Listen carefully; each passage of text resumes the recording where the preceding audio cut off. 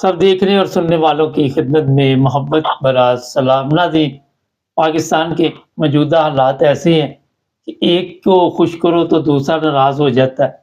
फजल रहमान साहब बड़े सख्त नाराज़ हैं इस वक़्त सदर पाकिस्तान से, पार्लियामेंट के लोगों से और जिन लोगों की हुकूमत है उनसे भी। आप समझ गए होंगे किनकी हुकूमत है पाकिस्तान में। हमारे साथ हैं इरफान अहमद खान साहब और साथ आज शाम के बारे में भी बातचीत करेंगे। सबसे पहले फजल रहमान खान साहब, बड़ी खतरनाक धमकियां दी है और आज आखिरी डेट है, क्या देखते हैं फजल रहमान क्या करने वाला है? देखें वो काफी दिनों से जो सखर में उसने शेखुल इस्लाम कॉन्फ्रेंस की थी क्या, वहां से वो शुरू हुआ है और उसने खुली खुली धमकियां देनी शुरू कर दी थी। मुसीबत सारी ये है हमारे सियासतदानों के साथ कि ये आपस में जो खुफिया मुआहदे करते हैं जिसका ना आवाम को पता लगता है, ना उनकी अपनी पार्टी को पता होता है, ना ही अरकान असम्बली को पता होता है। ये सरबराहान मिलके आपस में वक्ती तौर पर कुछ ना कुछ तय कर लेते हैं किसी अचीवमेंट के लिए। वो अचीवमेंट भी जो है वो कोई पायदार नहीं होती, उसका भी चंद दिनों बाद पता लग जाता है। अब जो कुछ 27वीं तरमीम के ऊपर इन्होंने मिलजुल के किया है, फजल रहमान को बनाया है, फजल रहमान साहब ने के साथ जो इनकी डील हुई, अब उसके अंदर मदारस का कहीं जिक्र नहीं मिलता। इन्होंने कोई नया मुआहदा मदारस के बारे में फजल रहमान साहब को बात मान के तो उनसे वोट लिए हैं, 5 वोट उनके। लेकिन अब ये बात खुलनी शुरू हो गई है कि मुजाहिर है कि उन्होंने चंद दिनों के बाद जब उनकी बात पूरी हो गई, उन्होंने छोड़ डालना था कि मेरी बात जो कुछ मेरे साथ मुआहदा किया है वो भी पूरी तौर करो। तो अभी तक किसी को ये नहीं पता कि हुकूमत और फजल रहमान के दरमियान क्या मुआहदा हुआ। अब वो ये कहते हैं कि जी आप मदारस को जो है वो वजारत तालीम के मतहत जो रखे थे उनसे निकाल दिया जाए, जो ख्याल यही किया जाता है। क्योंकि 2019 में जो शफकत महमूद साहब थे वजीर तालीम तहरीक इंसाफ की हुकूमत के दौरान उस वक्त ये मुआहदा हुआ था वजारत इनके साथ, मदारस की जितनी भी तंजीमें हैं इन सब के साथ एक मुआहदा हुआ था जिसके अंदर ये फैसला हुआ था कि इनके जो 25,000 मदरसे हैं वो सारे के सारे जो है वजारत तालीम के अंदर रजिस्टर्ड होंगे, वजारत दाखिला के तहत नहीं होंगे जैसा कि हुकूमत चाहती थी। ये मुआहदा हो गया था कि हाँ वजारत तालीम में ये लोग रजिस्टर्ड हो जाएंगे। उसमें से भी अभी तक ये हुकूमत ही करती है 18,000 रजिस्टर्ड करवाए हैं इन्होंने, बाकियों ने जैसे चल रहे हैं और अपने आप को रजिस्टर्ड नहीं करवाते। अब ये भी हुकूमत की नालायकी है कि जिन लोगों ने एक मुआहदे के तहत नहीं रजिस्टर करवाए तो फिर उनको बंद कर देना चाहिए था। लेकिन ये हिम्मत कोई भी हुकूमत नहीं दिखाती मौलवियों के खिलाफ, इसलिए वो शेर को फिरते हैं। अब ये मुआहदा जो हुआ है मुस्लिम लीग नून की हुकूमत के साथ कह लें या इत्तेहादी हुकूमत के साथ फजल रहमान साहब का, अब वो उसके ऊपर बिगड़ है। अब सरे रख तो ऐसी पोजीशन में वो नहीं है, कोई ऐसी कानून साजी हुकूमत में नहीं हो रही।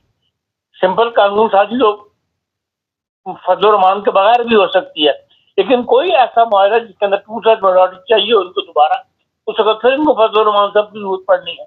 सरे दस्त उनके सामने नहीं है, इसलिए फजल रहमान साहब को भी जो है इस वक्त हुकूमत लिफ्ट नहीं करा रही। लेकिन वो आराम से नहीं बैठेंगे और जो बाकी तंजीमें हैं वो उनके साथ जो है वो मिलकर शोर डालने की कोशिश करेंगी। लेकिन शोर डालने वालों को ये बात ध्यान में रखनी चाहिए कि इस वक्त जो मुल्क के हालात हैं उसके अंदर जो एपेक्स कमेटी के अंदर फौज के सरबराह ने तकरीर की थी, वो एक किस्म की पूरी हर, चाहे वो मजहबी जमात हो चाहे वो सियासी जमात हो, उसके लिए एक वार्निंग का दर्जा रखती है।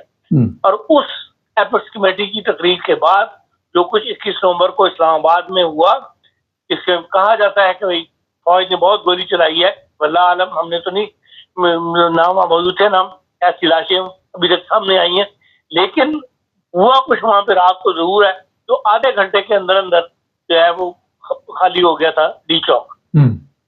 और जो वीडियो चली है उसमें जो गोलियों की आवाज है, अब वो गोलियां फिजा में चली हैं, ये लोगों के पैरों में मारी गई हैं, लेकिन गोली चली ये जरूर है। तो ये एपेक्स कमेटी की सदर साहब की जो सरबराह फौज के सरबराह की तकरीर है, उसके बाद हर एक के लिए वार्निंग है। अगर सरदारी साहब इस वक्त मुआहदे पर साइन नहीं कर रहे तो हो सकता है कि एस्टेब्लिशमेंट उनको इसकी अलाउ ना कर रही हो, और अगर इन्होंने सीट पर आने का शौक पूरा किया तो फिर हालात ये बताते हैं कि इस वक्त पाकिस्तान की मीशत को दोबारा खड़ा करने के लिए फौज का सहारा लिया गया है, और फौज उस रास्ते में जो भी रुकावट आएगी, जैसा कि उन्होंने अपनी तकरीर में कहा था एपेक्स कमेटी की, वो हर रास्ते को हटा देगी, चाहे उसके लिए उसको कितना ही जानी नुकसान जो है वो करना पड़े। इसलिए बेहतर यह है कि ये इस जो खुफिया मुआहदा है वो सामने आना चाहिए, और जो मुआहदा पहली हुकूमत के साथ हुआ था उसके बाद इस नए मुआहदे की जरूरत क्यों पेश आई, इसके लिए मुस्लिम लीग नून को जवाबदेह होना चाहिए। हमेशा मुस्लिम लीग नून ने उलमा को सपोर्ट किया है, उनकी नाजायज बातों पर उनको सपोर्ट किया है, जिससे हमेशा मुल्क के अंदर जो है, खसूसन पंजाब में इंतहा पसंदी जो है उसको फरोग मिला है। उसको बजाय कंट्रोल करने के, उसमें नून लीग जो है वो खुद मजहबी बयान ना देते हो, लेकिन उलमा की तंजीमों को हमेशा से सपोर्ट करती चली आ रही मुस्लिम लीग, जिससे मसाइल जो है और ज्यादा गंभीर होते चले जाते हैं। जी खान साहब, एक बड़ा अहम सवाल है कि जितने मदरसे पाकिस्तान में बने हुए हैं, वो गवर्नमेंट के पास क्यों नहीं रजिस्टर्ड होने चाहिए, और वहाँ पे जो दीनी तालीम दी जा रही है उसके जो नताइज है, वो तो पाकिस्तान में कोई ऐसे नज़र नहीं आ रहे कि हर तरफ आपको कोई इस्लाम नज़र आ रहा हो, या इनकी वजह से कोई इस्लाम में तब्दीली आई हो, उल्टा नुकसान ही हो रहा है। तो रजिस्टर्ड क्यों नहीं ये करते, क्या वजह है इसकी? देखिए, मुआहदा तो हो गया था, जितने भी तंजीमें हैं इनकी 5-7 वो उलमा की, उन सब ने ये इस मुआहदे पर दस्तखत किए हुए हैं कि हाँ हम अपने आप को रजिस्टर करवाएंगे। अब उसमें से कहते हैं 25,000 जैसे जो है वो मदरसे में से कुछ 18,000 जो है रजिस्टर्ड हो चुके हैं। अब जो 6,000 नहीं करवाते उनको हुकूमत को एक्शन लेना चाहिए, तो ज्यादातर यकीन पंजाब में निकलेंगे आपको। तो अब ये तो हुकूमत का काम है ना, हुकूमत एक्शन ले। जब एक फैसला हुकूमत के साथ मुआहदा हो गया हुआ है बाकायदा, उसके ऊपर अमल दरामद कराना अगली जो आने वाली हुकूमत है। बात यह है कि पाकिस्तान की हुकूमतों में कोई भी जो मुआहदे किए जाते हैं उनमें तसलसल नहीं चलता। हुकूमत बदल जाती है, उसके साथ ही पुरानी बातें जो पहली हुकूमत के साथ हुए उनको हुकूमत लेके आगे नहीं चलती कि उनको भी कंप्लीट किया जाए, वो नए अपने मुआहदे करने में बैठ जाती है। अभी भी जो बात सामने आई है कि 15 बोर्ड जो है उलमा के बने हुए हैं, जो तालीमी बोर्ड, इसमें से 10 रजिस्टर्ड हैं और 5 तालीमी बोर्ड रजिस्टर्ड ही नहीं है। अब मुझे बताएं, जो बच्चे तो उन बोर्ड्स के सर्टिफिकेट हासिल करते हैं अपनी तालीमी काबिलियत का, उसकी क्या वैल्यू है, या कौन उसको मुलाजमत देता होगा? कोई इदारा उसको तस्लीम नहीं करता होगा। कोई भी सनती इदारा या ऐसा जहाँ पे आपको जितने भी बड़े बड़े इदारे हैं जहाँ पे लोग मुलाजमतें हासिल करते हैं, वो ज़ाहिर है उस डिग्री को तस्लीम नहीं करते होंगे। वो सवाए इसके कि वो एक मस्जिद खोल के बैठ जाए और उसके पास और कोई काम नहीं, कि या कोई कुरान यूज करवाने का, जो कुरान पढ़ाने का वो मदरसा खोल के बैठ जाए, इसके अलावा वो और किसी मुल्क के किसी भी मामले में कोई अच्छा किरदार अदा नहीं कर सकता। इसलिए उसकी डिग्री की वैल्यू नहीं है। लेकिन हुकूमत की इस तरफ तवज्जो नहीं है कि ये ऐसे लोग 5 बोर्ड्स के राह तो तलबा जो है वो मजीद मुल्क के अंदर इंतहा पसंदी फैलाने का बायस बन रहे हैं, उस तरह हुकूमत की कोई तवज्जो नहीं है। खान साहब, फजल रहमान की तो पावर आपने देखी नहीं थी जब जो चीफ जस्टिस पहले जो थे पाकिस्तान के, उनके चैम्बर में जाके एक ऐसा फैसला बदल दिया गया था। आपको भी पता है, आपने मेरे साथ प्रोग्राम भी किया जो अहमदियों के मुतल्लिक था। तो बाहर सड़कों पे फजल रहमान की पावर आप किस नजर से देख रहे हैं? देखें, फजल रहमान के पास सिर्फ जो डेरा इस्माइल खान का एरिया है, भक्कर वगैरह का, इस एरिया में उनकी वैल्यू है, या बलोचिस्तान का थोड़ा सा हिस्सा ऐसा है जहाँ पे उनकी पार्टी पॉपुलर है। मेन पंजाब में उन्होंने कभी भी कोई सीट नहीं जीती। हमेशा उनके जो नुमाइंदगान है जहाँ भी खड़े हुए हैं, उनमें से अक्सर की जमानती जब्त हुई है, ज्यादा बंदे वो अपने इलाके में खड़े नहीं करते। हाँ, उनके पास स्पीकिंग पावर है, वो एक अच्छे मुकर्रर है, वो बात करना जानते हैं, कौन सी बात किस मौके पे करनी है, और असर तकरीर कर लेते हैं, जिससे मजहबी लोग जो है उनके पीछे लग जाते हैं। इसलिए उनके साथ जो मजहबी तंजीमें टच हो जाती हैं, जैसे तहरीक लब्बैक है, उनके पास सीट पावर है, तो लोगों को इकट्ठा कर लेते हैं। ये मौलाना इन लोगों को अपने साथ मिला लेते हैं और फिर मुल्क में फसाद जो है वो बर्पा करते हैं। खुद उनके अपनी पार्टी इस काबिल नहीं है कि वो कहीं भी सिंध में या कराची में या पाकिस्तान के बड़े शहरों में कोई फसाद बर्पा कर सके या लोगों को इकट्ठा कर सके। ऐसी पोजीशन उनकी अपनी जाती नहीं है, लेकिन अपनी स्पीकिंग पावर के बेस पे और ऐसी मजहबी जमातें जिनको कोई नहीं पूछता, वो अपनी वैल्यू उनको दिखाने का मौका मिल जाता है, वो इनके इत्तेहाद में शामिल हो जाती हैं और सीट पावर पे इनके साथ देना शुरू कर देती हैं। खान साहब, जिस तरह ये अपनी इमरान खान की पार्टी जो है तहरीक इंसाफ, इस पर गोली चलाई गई, तो इस वक्त ये पता भी खेल सकते हैं फजल रहमान साहब तकरीर में? मैं समझा नहीं आपकी। मेरा कहने का मतलब ये था, जिस तरह जुल्म बताया जा रहा है इस्लामाबाद में हुआ, तो इस वक्त काफी लोग गर्म है, गुस्से में है, तो फजल रहमान इनको भी इस्तेमाल कर सकता है। फजल रहमान साहब ने उनकी हिमायत तो नहीं की, तहरीक इंसाफ तो कब से शोर डाल रही है, जब से 21 नवंबर के बाद से हमारे पे जुल्म हुआ है।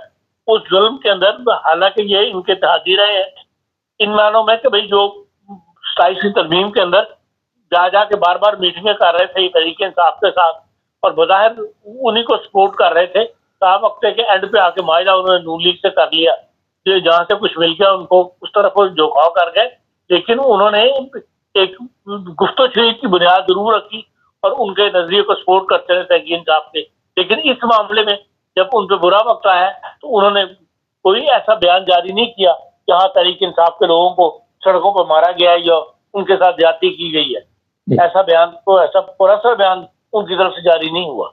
लेकिन मेरा ख्याल है जब जरूरत हो तो बयान भी जारी कर दिया जाता है, इतना बड़ा इशू नहीं फजल रहमान के लिए। खान साहब, थोड़ा सा चलते हैं शाम की तरफ। अगर जिस तरह पाकिस्तान में फौज ने अपने मुखालफिन इतने बढ़ा लिए हैं, मजहबी भी, जिस तरह फजल रहमान है, PTI वाले है, दूसरे तीसरे है, और शाम के सदर फरार हो गए, अवाम के बगैर कितनी भी ताकत हो कितनी देर तक चल सकती है? देखिए, अवाम की सपोर्ट तो यकीनन हासिल होनी चाहिए, लेकिन पाकिस्तान में अभी ऐसे हालात नहीं हुए कि दुनिया जो है वो बिल्कुल फौज के खिलाफ हो गई हो, जो फौज के नुक्ता नजर को बिल्कुल निगलेक्ट कर रही हो। तहरीक इंसाफ वालों का सोशल मीडिया जो है वो बहुत तेज है, इसको आप तस्लीम करें। उनका सोशल मीडिया ये कहना चाहिए कि फौज से भी ज्यादा तेज है।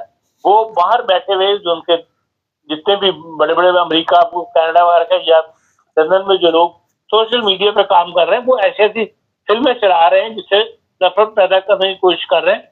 लेकिन बेसिकली एक तो देखें, पाकिस्तान की फौज बहुत बड़ी फौज है, कोई छोटी फौज नहीं है। फिर यह है कि अवाम भी जो है इस नजर पे अगर खुदा न खास्ता ऐसा मौका आ गया तो बहुत एक बड़ी तस्वीर जो है वो फौज के साथ खड़ी होगी, ना कि तहरीक इंसाफ के। किसी भी सियासी पार्टी में इतनी दम नहीं है कि कोई भी सियासी पार्टी इतनी मकबूलियत हासिल नहीं कर सकी कि उनके मुकाबले पे या उनका साथ देने के लिए लोग जो है वो फौज के साथ लड़ना शुरू कर दें, जो फौज के मुकाबले पे खड़ा हो जाए। ईरान में जो कुछ शाम में हुआ है वो बिल्कुल एक और कहानी है। वहां पर बड़ी ताकतें इन्वॉल्व हैं। वहां पर वो जो बंदरगाह है शाम की, तुलू से क्या नाम जगह का, वो एक वाहिद बंदरगाह है जिसके ऊपर रूस का कब्जा है, और वो कब्जा छुड़वाने के लिए ये सारा इकदाम जो है उठाया गया है अमेरिका की तरफ से कि भाई उस वहां से रूस को चलता किया जाए। ये एक ऐसा मौका था कि रूस उलझा हुआ था यूक्रेन की जंग के अंदर, ईरान उलझा हुआ है इसराइल की जंग के अंदर। इस मौके से फायदा उठाकर उन दोनों ने इन दोनों मुल्कों को ये देख के कि ये इस वक्त इनकी तवज्जो तो और तरफ है, एक फौरी इकदाम जो है अमेरिका ने उठाया है रूस के इसके साथ शाम की तरफ, और शाम की उस बंदरगाह पे कब्जा करना उनका मकसद था। उसमें वो कामयाब हो गए, और जब वो बंदरगाह हाथ में ना रही तो उससे बहुत ज्यादा पोजीशन जो है शाम हाफिज असद की कमजोर हो गई थी, और उसने मुल्क छोड़ने में जो है वो बेहतरी समझी। इसलिए ये हालात बिल्कुल और हैं, पाकिस्तान के हालात बिल्कुल और हैं। ईरान ने भी इस बात को तस्लीम किया है कि हम अब इतने मसरूफ थे कि हमने जो अपने मिलिट्री अताशी हैं उनको शाम से बुला के पूछा जरूर है हमने वहां के हालात के बारे में उनको, लेकिन हम अभी ऐसा इकदाम उठाने की तरफ आए नहीं थे, तो उससे पहले ही जो है वो शाम हाथ से निकल गया है। तो इसलिए बाहर यहाँ शाम का मसला बिल्कुल और है। उसकी वजह जो है वो ईरान की और रूस की दूसरी तरफ जंगों में जो इन्वॉल्वमेंट है, उसकी वजह से दुश्मन ने फायदा उठा के उनको वहां से बेदस्तों पा कर दिया। लेकिन पाकिस्तान के हालात यकीनन इससे बहुत मुख्तलिफ है। अच्छा, मुजफ्फराबाद आज़ाद कश्मीर में हालात ठीक नहीं है, वहाँ पे जो पार्लियामेंट के लोग थे उनके ऊपर हमले किए गए, उनके घरों पे भी ऐसी हमारे पास वीडियो मौजूद है। तो आप क्या देख रहे हैं, आने वाले दिनों में कश्मीर में भी कोई मसाइल पैदा हो सकते हैं? देखिए, तहरीक इंसाफ जब अगर यहाँ पर उसको कुछ नहीं करने दिया जाएगा तो फिर जहाँ उनका बस चलेगा वो कोई ना कोई जो है अपनी गड़बड़ पैदा करने की कोशिश करते हैं। अब यहाँ पर हालात उनके बस में नहीं गए, उन्होंने कश्मीर में हालात खराब करने की कोशिश की है। असल में तो ये अकल कर इनको समझदारी से काम लेना चाहिए और गुफ्तो शरीक की तरफ आना चाहिए, चाहे वो फौज से करें चाहे वो हुकूमतों से करें। गुफ्तो शरीक से मामला को हल करना चाहिए। जहाँ भी जहाँ स्ट्रीट पावर का इस्तेमाल किया जाएगा, बदअमनी पैदा की जाएगी, उसका नुकसान जो है वो इन द लॉन्ग रन सियासतदानों को भी होगा और मुल्क को भी होगा और फौज को भी होगा। बहुत शुक्रिया खान साहब। बातचीत करनी चाहिए।